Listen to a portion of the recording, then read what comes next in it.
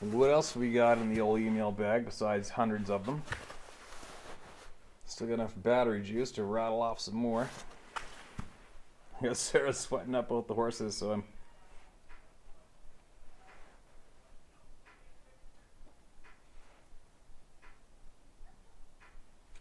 Alright, here we go. Oh, no, not that one. Alright, here we go. Dear Steve, my name is Al. I live in Quesnel, BC. I lived here pretty much my whole life. I grew up rural and started hunting at the age of 10 when I got my first shotgun. I've hiked, camped, hunted, and fished in many areas here. The incident I'm going to talk about took place over 20 years ago mid-deer season down the Quesnel Hydraulic Road. The Quesnel River was to my left, and I was traveling beyond the main road to an old access road that links up to the road to likely BC. I'm sure you're familiar with the area. I was walking through a stand of trees that are open enough to walk through easily. I was alone except for my great-grandfather's old Model 94 3030. As I was walking in, I started to hear what sounded like rocks banging, like how rock move in a river or creek. I didn't pay it much mind, but I tried to be immersed in my surroundings at all times. As I walked further, the rocks were still making the noise consistently, ahead and to my right. Weird for fall because the water level is typically lower and there usually isn't that type of rock movement. Then I heard 3 loud knocks. But this time it was different. It sounded like wood. I thought maybe it was rocks moving in a stream again, but the noise came almost directly in front of me, perhaps a little to my left. Now I was on high alert. Was it my lucky day and a buck was rattling his antlers on a tree? My dad taught me how to rattle antlers, so I know the difference. I kept walking and then there were 3 loud knocks again. I started thinking that maybe there was someone in the bush, but there was no sign of anyone down the road all day. It was before noon, a little overcast, a bit cool. Perfect hunting weather, but no other hunters out, no vehicles. And I'm tracking as I walk.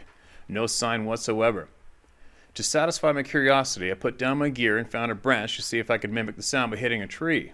Uh-oh. Sometimes I've come across people in the bush who don't want others around. When I was a kid, I had a bullet whistle by my head on one such occasion. Well, that's a little drastic. So I was cautious but not afraid as I was armed. I was in my early 20s and perhaps overconfident as I was spending much time in the outdoors and haven't been in a scrap that I couldn't get myself out of. I knocked 3 times on the tree and waited. It was soon replied from the same direction again with reciprocating 3 knocks. This is when things got weird. I was suddenly overwhelmed with a feeling of dread, nausea, and confusion. I had to leave. It really messed me up.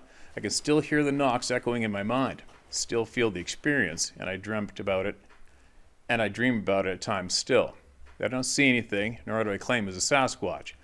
At the time, I had no real knowledge about these beings except the popular culture media references, and I was also told that it was unsubstantiated and likely therefore untrue. A few years later, a friend who knows how much I love the outdoors bought me one of Renee Hinden's books. When I came to the part in the book regarding my tree knocks, I got sick to my stomach.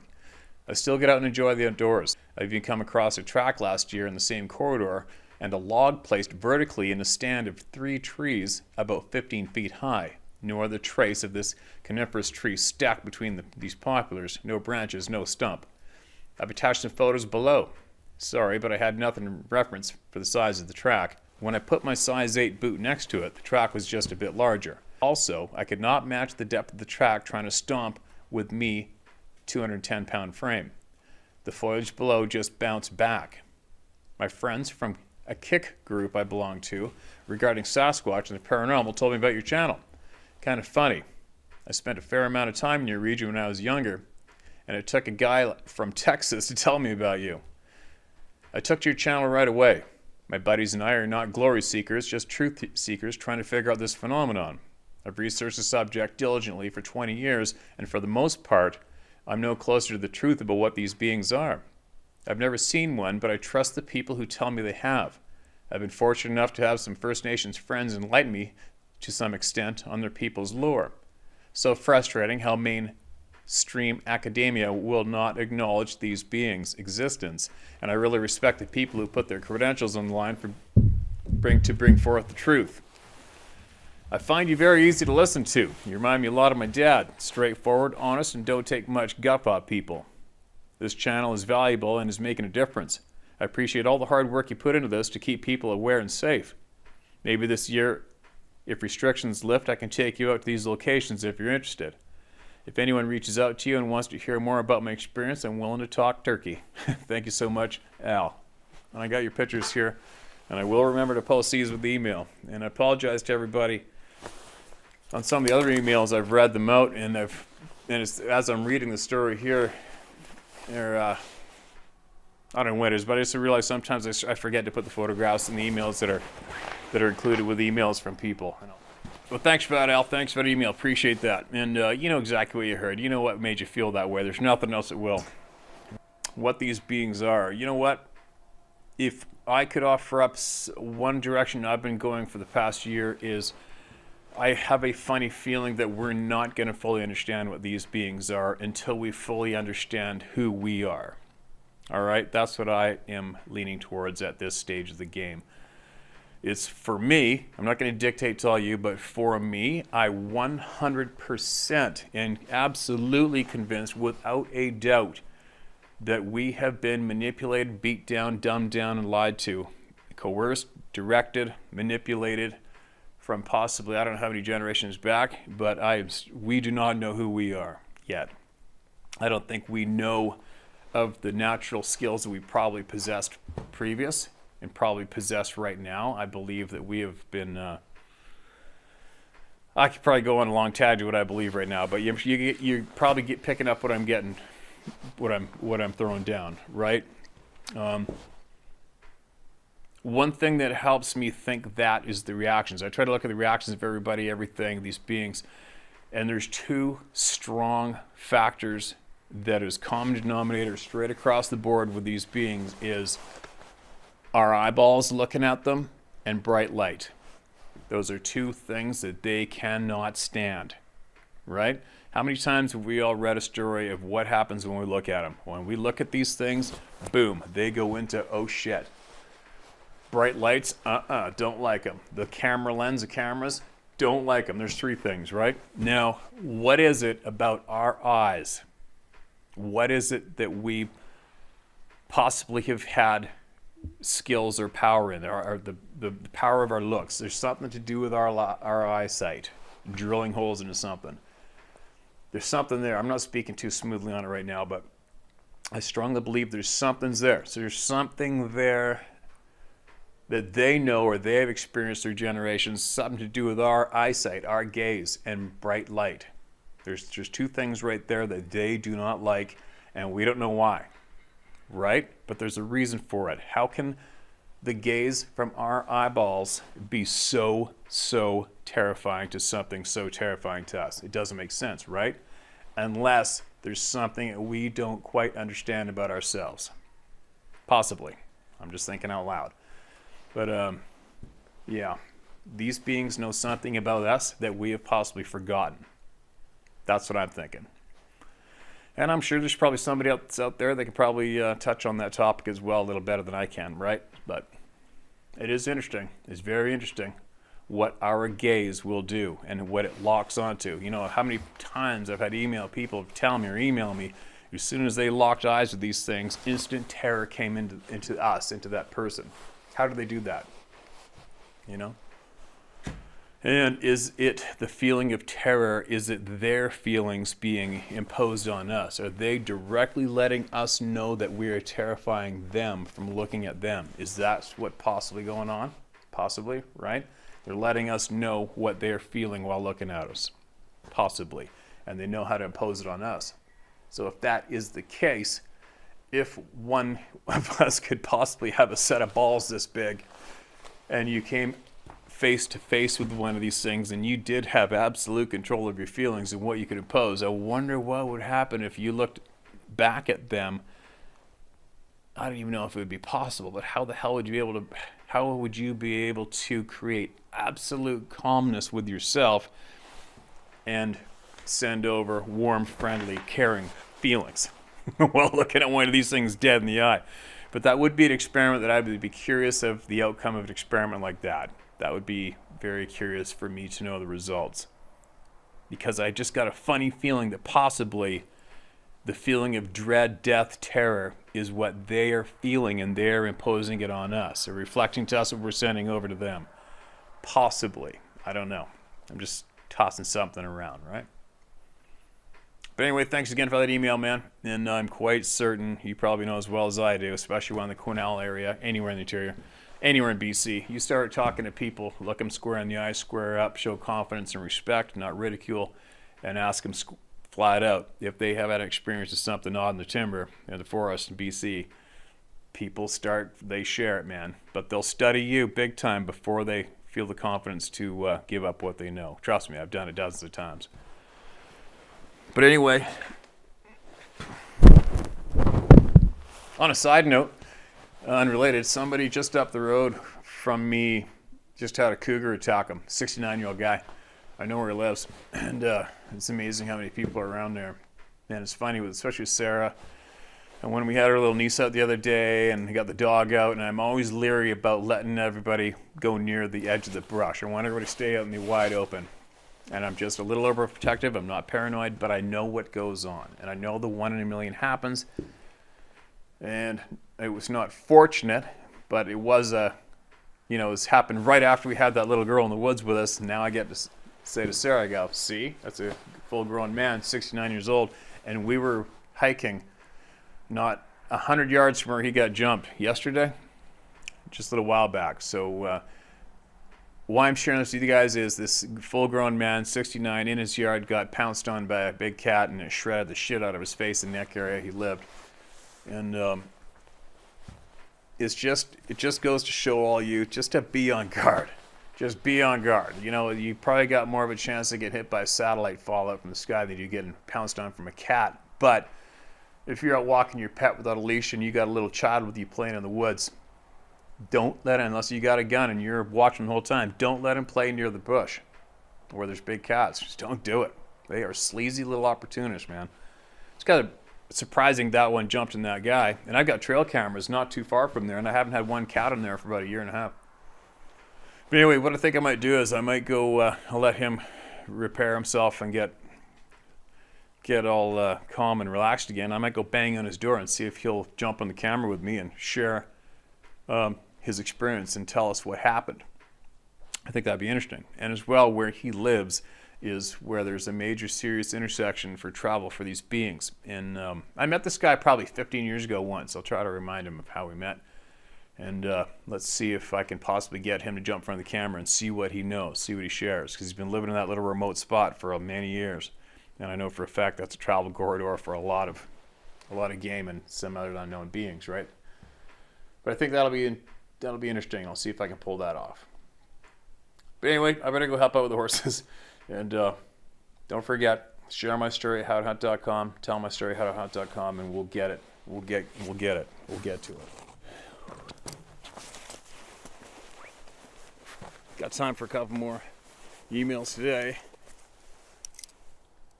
So we're waiting for these guys to have a snack, and then it's going to be sweating up time.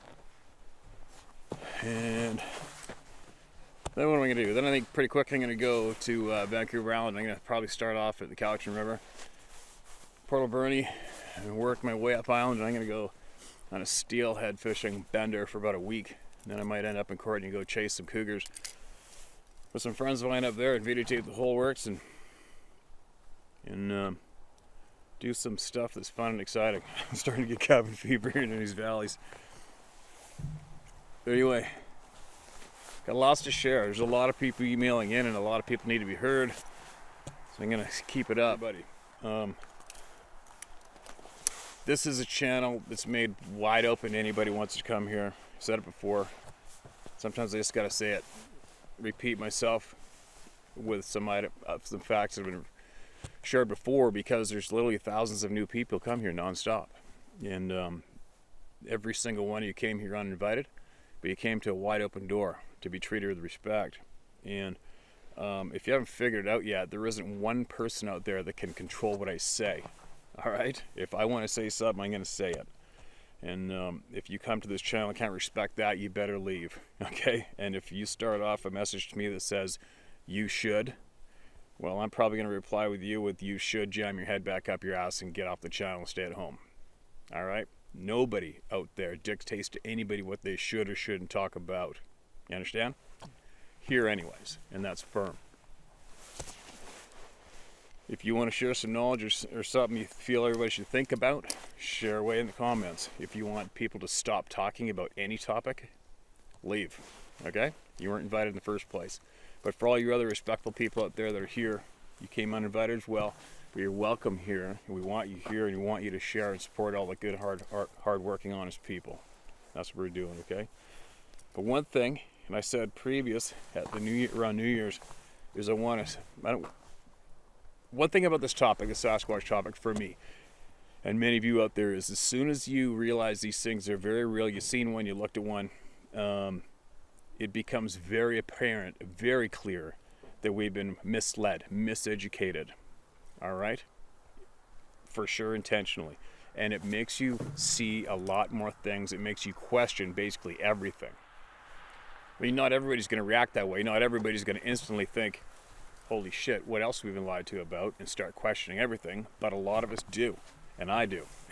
I've been looking into how we've been lied to and manipulated for a long time. And let's face it, I ran into one of these things when I was 17 or 18 years old. That's a long time of thinking and watching from sitting on the fence and observing, right? And I want to offer up different topics to everybody out there and offer up a different angle to look at things. Never dictating, just offering up. Say, hey, you ever think about looking at something from this point of view? Have a look dig up the information yourself and have a look. And that's what I'm going to do right now before sharing a couple emails. My little challenge of the day would be to challenge any of you who are curious enough, any of you who are aware, any of you who are question what's really going on out there, and I would challenge you to prove that the economy is not being crashed intentionally, globally. All right? How's that for something to chew on tonight while you've got nothing to do? But just look into that. Try to prove that the economy, the world economy, is not being crunched intentionally. Okay? All right, let's move on to some emails. Oh, what do we got? Hi, Steve. I love your channel. I don't mind if you use my name. Just a quick background. I spent a great deal of time in the woods while growing up, and sometimes with my twin brother Bob. We both joined the Army Infantry. We were very comfortable in the woods, and we don't scare easily. My twin brother and I had an encounter in the late 1980s, very near where the Patterson-Gimlin film was made. We didn't actually see a Bigfoot, we heard it. Here's our story. Bob and I have visited Bluff Creek on many occasions, and it's one of our favorite places to go. No one had been down in the valley yet that year, and it was obvious because we had to remove rocks and branches from the road that had fallen during the winter. Generally, we never found any indication of Bigfoot in previous trips, but this time was a bit different. We found a melted set of old tracks, not very convincing, but interesting to me. A very large dropping that didn't seem to be from a bear, and Bob had heard something running down the hill that unsettled him in an uncharacteristic way. Anyway, after a long day, we decided to camp on an old logging road just up from Bluff Creek, maybe a quarter mile as the crow flies. We camped on the side of the dirt road in a relatively flat spot near a turn. I was confident no one would be driving through, and I parked the car in the middle of that single-lane dirt road just in case. In the middle of the night, I woke up with Bob screaming out in pain. I jumped up and shined a pathetically weak flashlight at him as I saw him jump out of his bag, yelling that a mouse bit him, and he was stomping after it. I saw him stomping and the mouse running for its life. I couldn't help but laugh. We were confident that mouse wasn't coming back anytime soon, so we settled back down to go back to sleep. About a minute later, I heard what sounded like footsteps a long way off up the hill and whispered to Bob, "Be quiet." Even though he already was, but it was to convey that I heard something. I was laying on my back, no tent, with the back of my head pointed toward the thing walking down the hill on the road towards us. I was looking up over my forehead, back toward the approaching steps. Understand that it was very still, very dark, and extremely quiet that night. There was no sound except that thing walking down the trail. I could hear it very clearly, and I can still hear it clearly in my memory. As it approached, you could hear each heel strike the ground. You could hear the foot roll as the foot crushed the ground. Each step had a long duration in time, which added to the impression of great size. I've been around heavy equipment, and the sound of each of its steps was like a very heavy truck tire rolling slowly and crushing the ground. Ugh. It was obvious that the thing walking towards us was very large and was on 2 feet. You could literally hear the ground getting crushed as its feet rolled through each step. It had to be at least 1,000 pounds. My hands are shaking as I type this, and I'm not sure words can adequately describe the circumstance. I was lying on my back, my head on the sleeping bag, waiting for this giant thing to appear out of darkness behind me. It was pitch dark, with no moon, but if this thing reached within maybe 10 to 15 feet away, I could see its head silhouetted by the night sky, and that's what I was waiting for it to appear. We both were. I wanted to see it, or I thought I did. I thought it was going to appear at any second. It was so loud, and obviously it just got louder and closer. At some point, without a word, we both just jumped up, threw our bags in the car, and drove off. We did that in record time. I don't even remember looking back. Luckily, the car was pointed downhill. We ended up camping a few miles away that night. In hindsight, I guess my fear was so great that I just couldn't wait there a second longer, and my brother couldn't either. It occurred to me later that I could have shined that light on it, but either it didn't occur to me at the time or I just wasn't that brave. I really don't know. I often wonder what would have happened if the car was pointed the other way. There was no smell. There was no sound but the steps. There really was no sense of anger from its part. My brother screamed out in pain. I laughed at the mouse, and then this thing approached. Was it helping? Was it curious? The thing that bothers us is that this thing was right there, like it was waiting for maybe just watching, and it wasn't until the mouse attack that it decided to approach. I often wonder what would have happened if we didn't leave that second we did. What would happen if a Bigfoot walked up on me as I lay there on my back looking up at it? I would have been so vulnerable and helpless, really. I'd really waited to the point where I thought I'd see it, particularly on top of me, but I don't know in reality just how close it was, but I think it was very close and could have easily grabbed us if it wanted. We didn't even go back there and look for footprints. I would have liked to see those, but we were there looking more for our own education, not to document evidence. I didn't have any doubt about what it was, but it would have made the story more credible if I could have said I went back and saw its footprints. I still remember the sound of those steps approaching. This was no human, and it was no bear. I offer my sincere thanks to you for all you do, Jim Zenor. Zenor or Zenor? Probably Zenor. Thanks, Jim. Hope I pronounced your last name correctly. And thanks for that email. And, it's become, when you're familiar with predators, especially when you've been a professional hunter in most of your life, the fact of the matter with these things or anything is, especially these beings, if they are stalking you to harm you, you're not going to hear them. It's not going to happen, And obviously anybody who these things have possibly stalked intentionally to harm, we're not going to hear them. It's not like they're going to be unsuccessful in there's just no way. There's no way one of these beings, if they're intentionally hunting a human being, broad daylight or at nighttime, there's no way they're not going to be successful. There's just no way. So, for all of you out there who potentially have these scary noises or footsteps or things coming to your camp at nighttime and making noise, even though it's terrifying, it's probably a good thing. So I know it might sound kind of funny. You take a big set of balls to frickin' calm yourself down when this is going down, when you have something sneaking around outside your tent or your camper or your house, but I would possibly guarantee it right now, you hear something quietly moving around your tent or your house or your trailer or you in the forest. I think it's pretty safe to say you're okay, believe it or not. It's pretty certain you're safe and they're not intentionally stalking you to kill you, right? Possibly one of the most stealthiest beings on the face of the planet. You're not going to hear them when they really want to harm you or take you or kill you if they do that. There's just no way. So remember that. You got this living shit getting scared at nighttime, you're probably all right as long as you can hear them. Steve, my Cocahula story, you didn't read it. LOL. All right, Nick Cote. All right, Nick, let's have a look here. Hi, Steve. Sorry about my shitty grammar spelling. I have a learning disability, but I can tell you this. I can build a house, build guns, or fix motorcycles to trucks. You know what? I wouldn't say you had a learning disability. You just didn't fit in with the system that they threw in your face when you were a kid, that's all. Doesn't mean you're anything less, that's for sure. While I was hunting with friends way in the back of the Cocahula Mountains area. Definite hotbed. We had a camp set up by these old cabins. We'll leave that out. Anyways, we split off and went hunting alone that day. and we're to meet up at night at camp. We all got back before anyone. Well, I got back before anyone, just at dark. I had my 300 Win Mag and a 17 HMR for birds or rabbit. Well, no one's here at camp. I'm alone. It's dusk. I see a rabbit. Bang, I got dinner for us. That's when I hear bang. Something threw a rock or smacked the cabin. My hair stands up. I'm like, shit, I feel my gut tell me I'm being looked at to my right. My sixth sense is warning me. I grab my 300 Win Mag. My heart's pounding. I know what I heard. No one's here but me. Well, I put my gun down in fear. Then I felt, grab it, you idiot, LOL. I then heard rocks move like a person who would make walking on river rocks. I say, F this, started my truck, turned all the lights on, and drove onto the FSR and went looking for my buddies.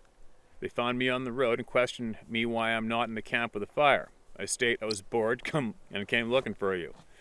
They are 110% non-believers in this subject, and I would have been the joke at camp. I felt so uncomfortable at camp, I left that night. Nick. Okay, Nick, that's a common story. And just so you know, to make you feel a little better, I know a small group of guys in BC that are absolute, way above average, successful hunters. And these guys are absolute A-type. I think there's 4 or 5 of them. And they've been hunting the province for everything you can think of. And these guys go out there and they consistently get those 1 in a million monster-sized bull, elk, mule deer, whitetail, etc. And a couple of these guys were following me on a forum quite a while back, and they were emailing me because somebody started a thread on there about Sasquatch, and of course, I was the biggest voice that came out because a bunch of guys were offering up their experiences, and then all the pickleheads were blatantly, publicly trying to belittle them and laugh them on that thread. So me, being the dick that I am, I made an oath that I would have the last word in, and I would say something back to every single one of those guys in defense of everybody, which I did. So one of those guys, and they respect me as a hunter, so one of those guys in that group I just mentioned, he private messaged me after and said, hey man, are you serious about the Sasquatch thing? And I'm like, dude, I didn't ask for it. Yeah, I've seen one and I can't change the story. They're real. And he couldn't quite wrap his brain around it. Well, 2 years later, he called me to tell me that one of their group, which would be the same as your group you were just mentioning, the 110% non-believers, every one of them was 110% non-believer. And one of their group had a face-to-face with one of these things outside of Osoyoos. And still today, that guy does not go hunting. It's completely screwed him up, and he won't go hunting anymore, and he won't even talk to me. I even said to his buddy who contacted me, I said, well, tell your buddy to give me an email or phone me, and I'll talk him through it, and I'll help him out. And he's like, no, he doesn't want to talk to anybody. He's messed right up. And that's what happened to him. So think about that one. And if all your buddies who are in the 110% non-believing group, which is fine, if those guys keep hunting, especially on the Cocahula, they're going to have their experience. It's coming. They might not share it with you, but it's coming. Mark my words, it's coming. But thanks for sending that email in, man. You're not alone, obviously.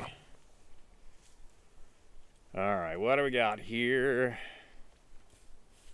Hi, Steve. My name is Jamie Smith. I'm an avid hunter and outdoorsman. I used to guide hogs in California till the ranch burned down last summer. The reason I'm writing this, I've noticed when people set up the trail cams, they always hang them at ground or eye level. Now that's fine if you're just looking for game, but I believe Sasquatches have excellent night vision and can quite possibly see UV light. I want to suggest putting the cameras above Sasquatch eye level and angled down on a trail. I would think they would have to be at least 12 to 16 feet up a tree and camouflage very well. I've never seen anyone do this, and I've seen all the stupid Bigfoot shows and all the idiots pounding on trees and hollering in the woods. It is ridiculous. But not one person has elevated a camera up a tree. I'd love to see you try this where you are at and see what you come up with. Keep up the good work, love the stories, and love what you're doing for all the people who have had experience with these creatures. Thanks, and please let me know if you try this. Take care, Jamie Smith. Okay, Jamie, yeah, it's already been done, man. I've predominantly put all of my trail cameras up high and angle them down. And why I do that is because 100% of the time I do not want any human beings finding my trail camera. Period. So I put them up. Humans never look up. Never. Not that there's humans around where I hunt, just the very odd time somebody might get lucky and go up a trail or up a hill where I've been, and I'll catch them on the camera. But I can show you a couple of pictures here of me setting the cameras. I've done it numerous times. And last fall up near the Peace River where we had some weird things going on. Something spun my camera, which was, I had to go up on a bank and reach up the tree, and they spun the camera all the way 45 degrees around to face the tree next to it, and the stick I put behind the camera was still there. So is it the UV, or is it they just watch us they just watch the setting, they watch everything that's going on in the woods and they know? Who knows? Do they read our minds and know exactly what we've done at the end of the day for the whole day? I haven't a clue, man. But yeah, I do that all the time. It's not going to make a difference. The fact is, our technology is just not advanced enough. It's not good enough for these beings. They're just not. You know, there has been a handful of trail camera pictures caught, but on average, we are just not good enough. And the average human ego can't accept that fact. Why I see so many people saying, man, there's millions of trail cameras out there. How come we haven't caught one yet? Because we're not good enough. You're going to have to accept that fact that we're not good enough. We have to get better. All right? One more. Hi, Steve. My name is Lou Ferrone. Or Ferrone. Ferrone. I'm a 62-year-old male. I'm originally from St. Louis, Missouri. So I'm guessing you might call it Missouri. My story was in July of 87 or 88. This encounter was outside of Galena, Illinois. I cannot give an accurate location because I cannot remember the exact location. I take my uncle to visit his sister. She lived in a remote location. An old one-room brick schoolhouse. The converted house sat at a gravel road intersection. The house faced a north-south road. The front door and porch faced the west. It was about 3:30 a.m. In the home, the temperature is about 100 degrees Fahrenheit. I could no longer sleep. I went out the front door to see if there was any cooler outside. The porch was small, about 45 steps from the front door to the 2 steps led down to a sidewalk. The sidewalk stretched about 20 feet to the ditch with 1 step down to the gravel road. It was a couple degrees cooler outside, but no relief to speak of. There were several trees in the front yard, old, tall, and plenty of shade even in the dark. The night sky lit up to the west. Standing on the front porch, taking in the slightly cooler air, I could hear some noise coming from my right, the north side of the house. I listened for a few seconds thinking, what is that? My car was parked on the side of the house in a driveway just off the gravel road to the east. Plenty of trees covered that side of the yard. The noise continued over there, so I walked to that side of the house.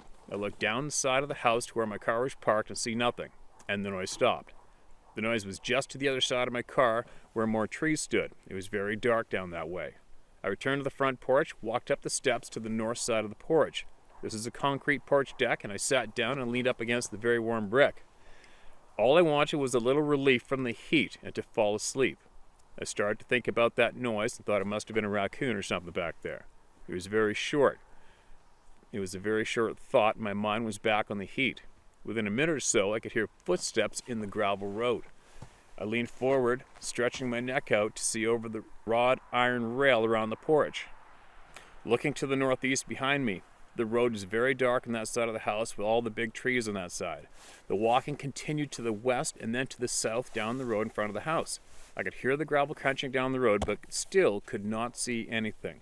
I was really curious to see who would walk way out here in the middle of nowhere. I relaxed and sat up against the warm brick, looking straight to the west, just ahead of the shade of the trees. I could see more light in the darkness. I knew whoever was walking down that road would break into the light of the night shortly. Within a few seconds, the figure was in view and had a nice, steady, quick gait. Following this figure with my eyes, I was like, where is the clotheslines and why is there no break in the hairline? I was in deep thought at this point, and my military training was telling me something was not right. I flashed back to my night vision and camo training. It hit me that this thing was not right. I was almost ready to yell, hey, when fear hit me hard and I tried to push myself into the house through the brick. I watched the figure stride down the road, not swing its head or upper body, only leg and arms moved. The light was much brighter heading south due to the open cornfields. I could not see the wrist or any line breaks in this figure. The fear stayed with me after the figure disappeared into and behind the cornfields. I did not move for several minutes and was no longer tired. I went back into the house and lay on the bed thinking about what I saw until daybreak. When the sun came out, I went to the road and looked around the gravel, and I saw footprints in the gravel. I could not believe my eyes. I did get my uncle and his sister to look at the prints in the gravel, and they both could see them. I asked for a camera, and she said she did not have one. I told them what I had seen last night, and neither of them said anything. It was months later his sister moved from that area. She was in her 80s, and my uncle was in his early 70s. My uncle said he believed me. He was a World War II veteran and battle-proven. I've told this story to several people over the years. Some laugh and others have nothing to say. Well, that's my story. Nothing real concrete, but yet real.